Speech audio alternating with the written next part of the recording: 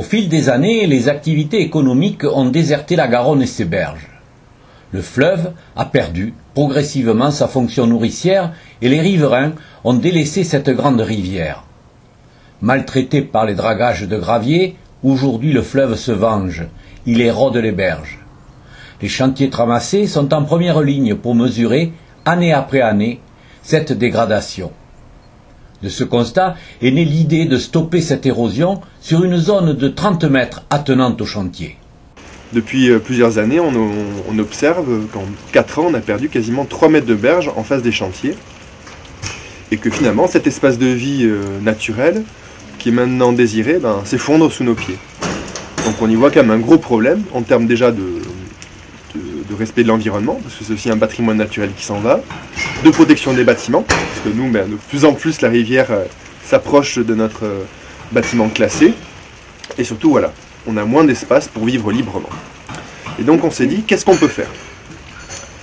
Et traditionnellement, on aurait dit, cette compétence, c'est l'État, via l'agence Voies navigables de France, et qui aurait pu intervenir. Sauf qu'aujourd'hui, cette agence n'a plus d'argent et s'occupe uniquement des questions de transport ou les collectivités.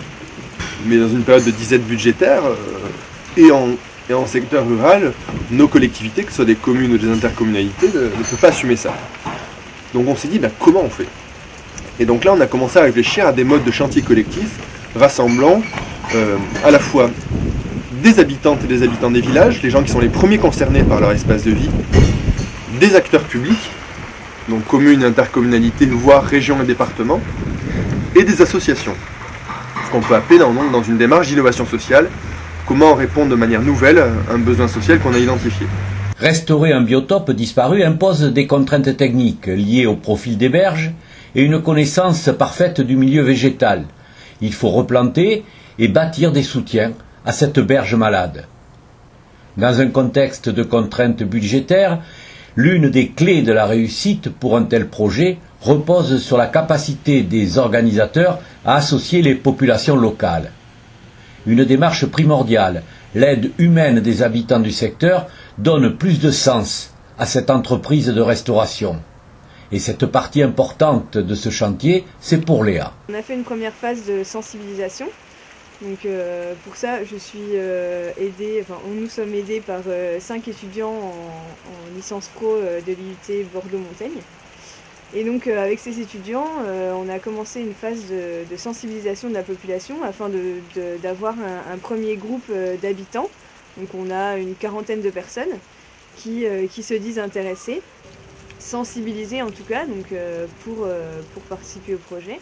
Donc cette première phase de sensibilisation, c'était à partir de leur vécu de la Garonne, du ressenti, de l'histoire qu'ils ont avec ces berges et ce fleuve, pour ensuite leur expliquer qu'ils peuvent être acteurs de leur paysage et donc s'impliquer dans ce projet.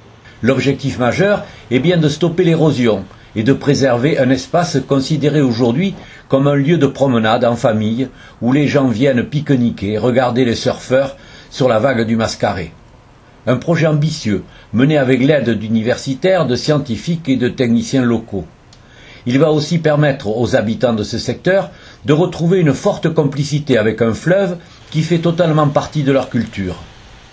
Un chantier qui devrait démarrer et donner ses premiers coups de pioche au début du printemps.